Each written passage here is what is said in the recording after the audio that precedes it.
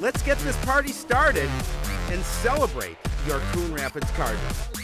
If we only had a telestrator, I could circle all day. It's the power of the mustache, and it's contagious. That's our Joe Yund, always an eye or two on the action. Sports Night is next.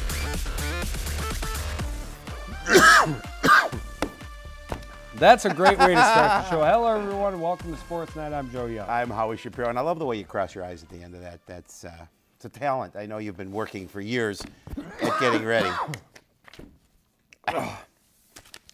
You wait 2 weeks. You okay there? And I get a little bit choked up. We finally get a chance to get on, and I get a little bit choked up to start the show. But a lot of stuff to cover. It's been a weird fall season. We've had a tough time getting things straightened out. Don't have as much video as we would like on a show with 2 weeks of sports to talk about, but we do have all of the results and a lot of stuff to cover.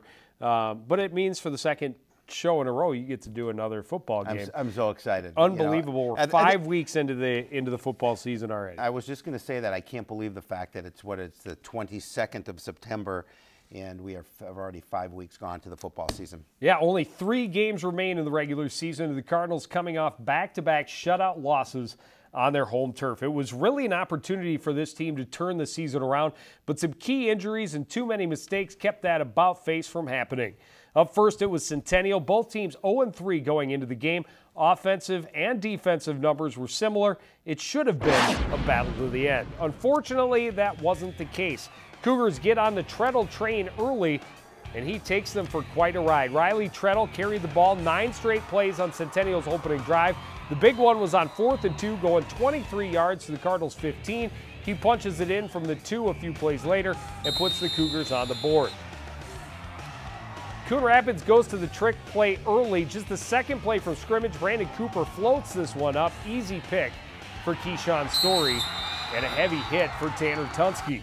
Cougars failed to capitalize on the turnover, but they find the end zone again early in the second quarter. Treadle in untouched for his second score of the night, and he wasn't done. Cardinals had a return touchdown call back on a penalty. They make up for it on the second punt attempt. Adam Ness, the block. Albata, the recovery. Coon Rapids ball at Centennial 19. False start on 4th and 2. Made it 4th and 7 from the 16. Martin looking to the corner for Lehman. He got a little crossed up. Ball hits the turf. Turnover on the downs. 14-0 at the half. Cougars spread the ball around a little more in the second half. Story gets the pitch on 1st and goal from the 6. Great hole TD and a pick for Story in this one. Deontay Book also had a nice game rushing for Centennial. But this is Treadle's night. The train carried the load. 31 rushes, 139 yards, 3 scores. Cougars cruise to the 35-0 victory. You know, that was a game coming in. I think the Cardinals felt they had an opportunity in, and they just weren't in that game at all during that contest. And it was, you know, we can talk a little bit about the injuries. Kovalenko was already nicked up. Yep. Tunsky. You had Tunsky got hurt in that game. Yep. And you have Cortez that was nicked up before that game. So those two, you know, early on, right away, you're talking about a team that doesn't have the kind of numbers a lot of the opponents have, you know, big, deep rosters, and then to lose some of your go-to, you know, playmakers on offense hurts. Causes the coaches to go back to the drawing board and try and do some new things for the following week. Well, despite the losses and the injuries, the Cardinals still pretty fired up coming to last Friday's game. After all, it was homecoming. The Cardinals knew that all was lost and that the 2 Tornadoes were a beatable team. The key would be eliminating all the mental mistakes that the Cardinals have fought all year. They took to the field knowing could keep it close at the end, they'd have a chance. Noka's going to pound the rock with their big gun early and often. Ali Nye shouldered most of the Tornadoes' offense, rushing for close to 180 yards. Well, still no score until early in the second quarter when Nye goes off tackle to his right, scoring easily from the 3. Anoka on the board up 7-0, and it would stay that way for a while. We're going to move to late in the half. Cardinals with 4th and 2 from the Tornadoes' 10. Adam Ness trying to push the pile up the middle, but he's going to be stopped short, and it's turnover on downs. Starting the second half, Brandon Cooper on the return. He had a career day as he featured back on offense. Added some nice return yards and was over 200 all-purpose yards for the game. And it was fun to watch, breaking tackles, making people miss, finding room that didn't appear to be any. Cooper did most of his damage, as you're going to see coming up here running the ball, but he also had close to 50 yards receiving. This one comes up just short on first down. Now the Cardinals continue their opening drive of the second, threatening to tie. 3rd and goal from the 8. Big defense, Jordan Hansen with the block, Dalton Miller with the pick. Tornadoes keep the lead. We're going to move to late in the 3rd. Some of those shift moves by Cooper wiggles his way past would-be tacklers for another Coon Rapids first down. Just great moves all night long, Joe Young. He was fun to watch. He was fun to watch, but just 2 plays later, Cardinals go receiver screen. It's read by Sam Smith. He picks it off and races 30 yards for the score. Cooper can't quite catch up, and that gives Anoka some cushion. Unfortunately for the Cardinals, that wasn't the last time the Tornadoes defense celebrated in the end zone. Midway through the 4th, Martin looking for the big play to Jared Crawford, but Jarek Hetrick is there for the pick. 3rd of the game for Martin. Hetrick is going to get great blocking and take this one back. 60 yards for the score. Anoka goes on to the 21-0 win, and a tough loss for the Cardinals, especially on homecoming. They look to, treat the home crowd a little better show. Unfortunately, they couldn't do it. Well, but it was close going into the 4th quarter. It was a 7-0 game. Hats off to the defense. They have played very well over the last couple of weeks and really kept the Cardinals in these games.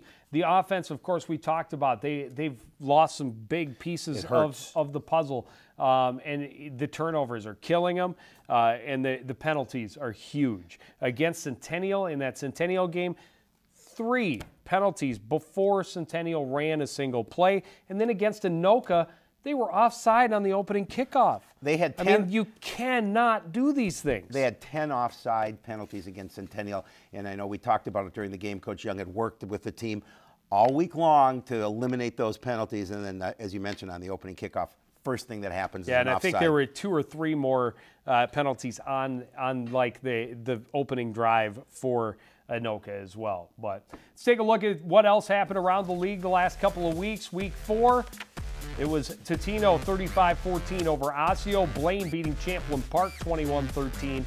And Anoka getting that big first conference win, beating Andover 27-20. And then in week 5, Totino Grace just throttling the Bengals 35-7. The Eagles definitely rolling at this point. Osseo, a 21-13 winner over Champlin Park. And Andover beating Centennial 21-14. There's a look at your standings. Yes, Cardinals unfortunately in the cellar. All alone at 0-4. Totino Grace 4-0 in conference play, and they look outstanding. They do. Scoring a little better than 150 points and giving up somewhere in the 50s. Yeah, pretty solid. Pretty solid as always. Totino always comes in with a good solid club. And for the Cardinals, I mean, they're at Andover. Andover's another team that struggled. 1-4. They got their first win last week, but over Osseo, which was Champlin Park beat Osseo last week. But they get their win, and you looked at it going, because they beat Centennial. Yes, they did, and it's it's an opportunity again for the Cardinals coming in against a 1-4 team if they play their best. And as you mentioned earlier, now they've got to do it on the road. Yeah, but if the defense continues to play as well, they just got to find that combination. Well, the on offense needs to figure something out. Absolutely. 2 back-to-back shutout losses, only 35 points on the season for the Cardinal offense, and that has got to change. As we talked about, a lot of stuff to go over. Tennis team has played 10 matches since the last time we were on the set here, so we're going to whip through them pretty quick. They lost to the Centennial Cougars 5-2. Hillesheim and Nelson and Westra getting the wins at third singles and first doubles, respectively. That was back on Thursday the 10th. Then they went to Alexandria on the 12th, and the Cardinals beat Crookston 5-2 in the opening round. A couple of your winners, Georgie and Hillesheim, going to tiebreakers to get their victories. Carly Nelson at fourth singles, winning 7-5, 7-6. Up next, they beat Sauk Center 5-2, same score. Carly Nelson moving all the way up to second singles and getting a 3-set victory. Nelson and Bauer got a 3-set win at first doubles. And then they faced the host Cardinals. And the good thing about this is the Cardinals won.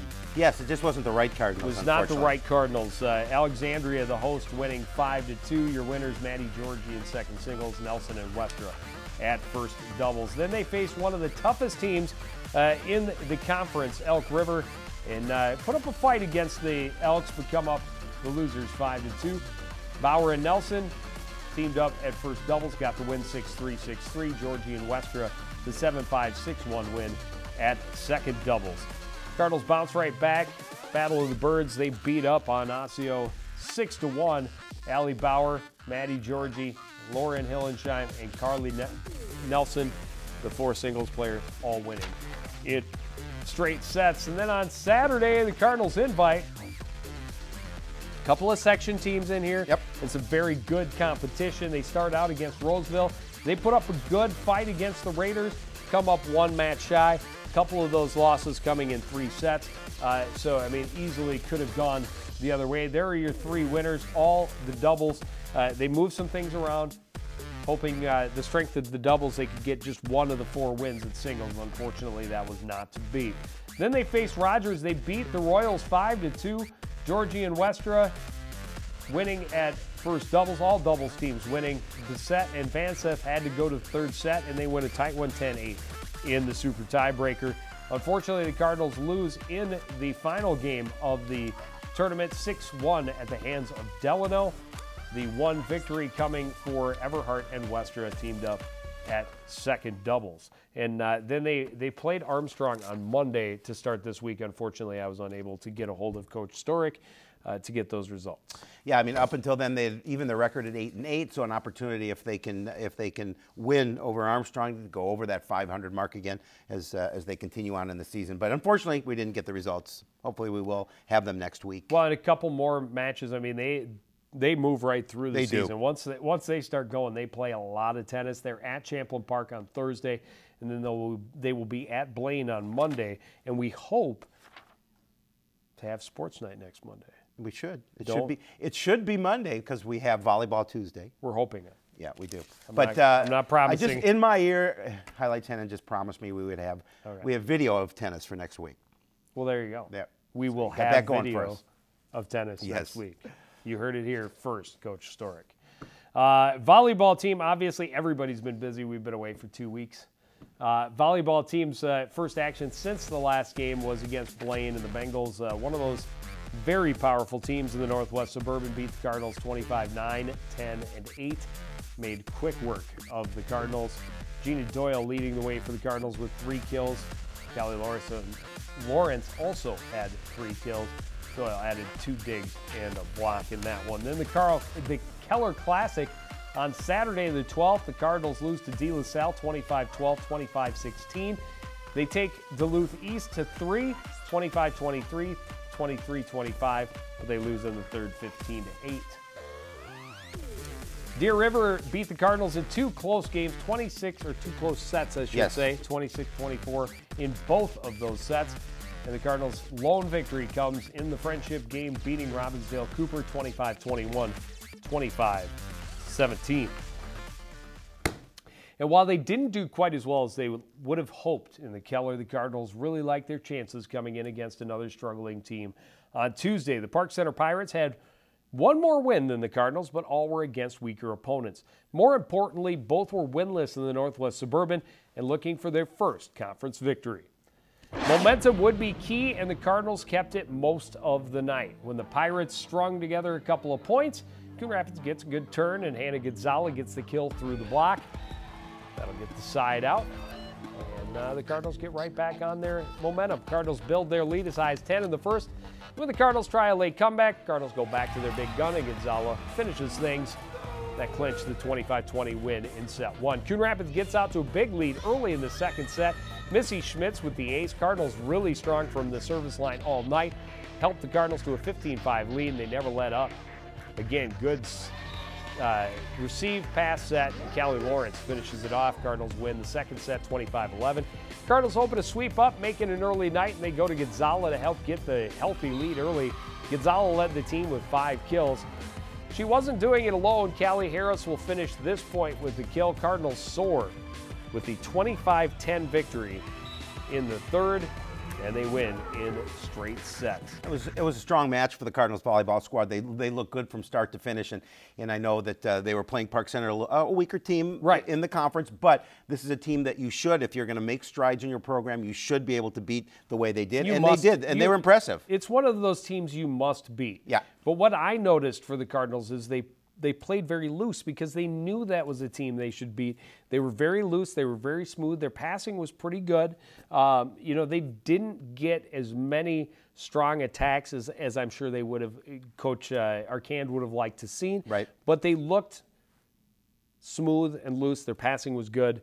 And if they can maintain that type of attitude going in against the tougher teams, it makes them more competitive. Well, the thing that impressed me is that when Park Center came back and started to get a few points, the Coon Rapids Cardinals did a really good job of coming back and controlling the match, and they ended up winning it, obviously. Yeah, unfortunately, the Cardinals right back to the grind against some of those upper echelon teams in the conference. Park Center, or Champlain Park rather, beats them 25-9, 8, and 14. And apparently, Maddie Georgie played fourth singles for them. Yep. Got a win, 6-2. Hey, that was pretty good. Nelson, it's first doubles, also getting a win. Yes, Maple Grove, again, Crimson, one of those top teams, 25-9, 11, and 13. It's a new sport called Venice. And so you play a little tennis, you play a little volleyball, and then you intermingle the scores and see who wins. Apparently it worked.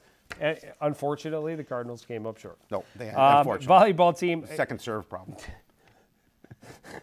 Volleyball team will host Elk River on Thursday, and then they're at Irondale next Tuesday. And Howie, we'll be there. We're taking the show on the road. Yes, we are. Going to night territory. We are. Now, the teams that saw the least amount of action over the last 2 weeks were the cross-country and swim teams because they only compete once a week. I suppose it's just as much as the football team. 2 contests. Exactly. That's all we got to talk about. Yeah. For the cross-country teams, it was the Monticello Invite up first, and the Cardinals finished 12th place, the boys did, in that event back on the 10th. Paul Breitbach, an impressive 16th place overall finish. Nate Muggenberg just 5 seconds behind him in 18th. And there you see a big drop-off before Coughlin comes across from 59th. Matt Dunn makes it in double digits. Thone and Taylor finish out the Cardinal lineup. For the girls, they finish in 14th place. Brina Del Castillo, the top finisher, 48th place, 21:03.16. Rachel Davis was 74th. Michelle Oniakaba, 95th. Nelson, 99th. Weimholt in the 108th with Klingenborg right there with her. For the then last Saturday, the 19th, both teams going to the Lakeville Applejack Invite. Easy for me to say. Want some cereal now. Breitbach, another strong finish, finishing 18th place overall. Nate Muggenberg in 22nd. And there you see that big drop-off after those two. Ostback in 82nd, Coughlin in 94th, and Matt Dunn finished in 127th place. For the girls, 15th place overall. Brina Del Castillo finishes 62nd in a time of 21:30. Oniakaba at 107th. Olivia Ellenbecker in at 117th. Rachel Davis 121st. And Nelson finishes in 133rd. Huge event coming up for the teams on Saturday. The Roy Griak Invitational over at the University of Minnesota is the largest cross-country event in the upper Midwest, and they have another big tournament the following Saturday. Event. They are going to Duluth for the Swain Invite. Swimming and diving team also had a big tournament while we were gone. First, they took on the Elk River Elks. They lost to the Elks 94-84, dropping their record to 1-3. Lizzie Giese continuing to impress, an 8th place all-time finish in the 200 IM and a 7th place all-time school record in the 100 breast. 7th place school all-time. I don't know how to say it. Schultze finished first in the 500 free. Second place finishes for Aaliyah Perkins in the 500 free and Schultze in the 200 free. Hedrick finished third in the 200 free. Galadriel O'Grady and Juliana Anderson were second and third in diving, respectively. It's a pretty impressive score, 203 for O'Grady in that one. Then the the Cardinals went to the Maroon and Gold Invite Bronze Division. They were 7th place in that event. And Coach Donaldson talked about it. He said he wanted the girls to have an opportunity to go and swim in the big pool, be a part of that big venue at the University of Minnesota, so that for those who will make the state tournament, they won't be so in shock and awe by the how big the venue is and what the atmosphere is like. And for those who don't make the state tournament, he wanted them to have the opportunity to go and swim in that. And he was pretty impressed, again, with how the girls are swimming. While they only finished 7th place in that event, they did have a number of girls getting personal bests and continuing to improve their times, and that is what it's all about, especially as they get closer to tournament time. Of course, they'll still be going before anybody else. Yeah. We'll be starting winter sports. We're just wrapping up that. Swimming. But especially with the way they moved everything else up this year. Swim team taking on the Blaine Bengals on Thursday. That's the big one. We'll be there. Battle for the Northdale Middle School Supremacy. Pool. Shapiro will be there. You're coming too. It's going to be thunderstorms. Canceling football games. There you go. Hey, if that happens, I'm there. You heard it here first. Inclement weather, I will be there. They are at the St. Catherine Invite on Saturday. We've made it all the way to the soccer team. We've got to talk some soccer now because I think we're running out of time. And both teams have played a lot of soccer since last we spoke. They have. Start with the boys soccer team taking on Irondale and getting a win. A big victory for the Cardinals, 2-0 on their home turf. They win 2-0 over the Knights, improving their record to 3-3 or 3-2, but they bounce back to 3-3 when they lose to Andover 3-0, which, considering how strong Andover has been this year, that's not bad. No, not at all. They beat Blaine by like 5 or 6 goals. Yep. They had been crushing opponents, so for them to stay close with Andover was kind of a nice thing to see. A tight game against Elk River. We wish it was 4-3 in favor of the Cardinals. Unfortunately, it was not. They lose to the Elks 4-3. You waiting for it to change? Yeah, I was wondering what you were doing. Go back to. They're coming off a loss of 7-1 loss. Yeah, they just did not look good against Forest Lake, and they lost some intensity, and they lost badly 7-1. My turn. The Cardinals had no time to recover from the thumping by Forest Lake, and they were right back at Champlin Park on Monday. The Rebels were coming in playing very well and at a 6-3, sitting right in the middle of the Northwest Suburban Pack. The Cardinals knew they would have to step up or they'd be blown away again. Heavy winds at the stadium assisted the Rebels attack in the first half, and they jumped to the lead in the 4th minute. Jose Armando Duran serves it to the middle. Kesley Dewar in perfect position. He put that header to the back low corner. Julio couldn't get there. Still in the first, Azay Alimajoy, drawing defense. I even wrote it. I know, but I haven't read it. I haven't read it yet. And we just saw that the diving save. Cardinals not getting many chances. No, but that they are was not. A free kick. They went direct. Keep going. Blake Ackerman goes direct on the free kick as he nearly finds the upper corner. Coon Rapids gets the win in the second, and they help them get some offensive possession. Alawan nearly gets in the throw to head it past the keeper. McAdam holds up. Under 15 minutes to play. Dewar creating trouble for the Cardinals defenders with his footwork down low. He's going to find a way to sneak this pass in front. And Almajoy all alone is to lap it home. It's not Almond Joy. Almond Joy. It's not. Almond Joy. Amajoy. Say it with me. Aze Amajoy. Aze Amajoy. The situation is the Rebels win 2-0. Yeah, and that's what happens when you don't read the script before the show because we're right on to it. A little late coming onto the set. And I got my cardio in trying to wave at the teleprompter to get it to catch up with you, but oh well. That's the way it goes. Cardinals at Anoka on Thursday. The Tornadoes, the defending state tournament, they'll have their hands full. They host Duluth East on Saturday. The Greyhounds, always a tough team and a section opponent as well. Girls soccer team had a similar schedule and a laughable game against Irondale. The Knights just didn't belong on the same field. Allie Misquick had 4 goals. Taylor Nyland had 6 points in the game with 5 assists and a goal. Getchell had 1 of each. Jenkins, Bloomquist, and Koss also scored. Cardinals got that first win, and boy, it felt good because they kept it up. Saturday, they beat Andover Huskies 3-1. Taylor Nyland had a couple of goals. Allie Misquick had the 3rd. And then on Thursday, the 17th, They beat the Elks 1-0. Misquick getting the lone goal. And just like that, the Cardinals back to 500 at 3-3-1. And they've been playing well. Yeah, and after starting out 0-3-1, Lady Cardinals really loving that winning feeling. 3 in a row, looking to make it 4 on Monday with a trip to Champlin Park.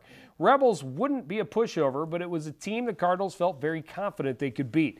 If they could find a way to finish, they knew they would walk away happy. Cardinals keeping the pressure in the Rebels' end and trying to make something happen. And it does. Maddie Bloomquist tripped up inside the box in the 14th minute. That gives the Cardinals a penalty kick. Taylor Nyland will take it for Coon Rapids. And Barry, a good read by the keeper, but no way she was getting to that. Cardinals up 1-0. More Coon Rapids pressure in the first half. Aided by the heavy winds, they kept it down there most of the half. A high lofted shot is nearly big trouble, but Dreyer is there for the save. Great opportunity to stretch the lead. Koss wins the ball in the middle of the field, works for some open space, rips a great shot toward the far corner, but squarely off the post, and it stays a 1-0 game. Late in the half, free kick for Aaron Jenkins. She places it perfectly. Koss will get in position, redirect it just inside the far post, gives the Cardinals a 2-0 lead with less than 90 seconds left in the half. Rebels had a few looks in the second half, but Kayla Ross was up to the challenge. She stops everything she sees. Second straight shutout for the Cardinals. They win 2-0, 4 in a row.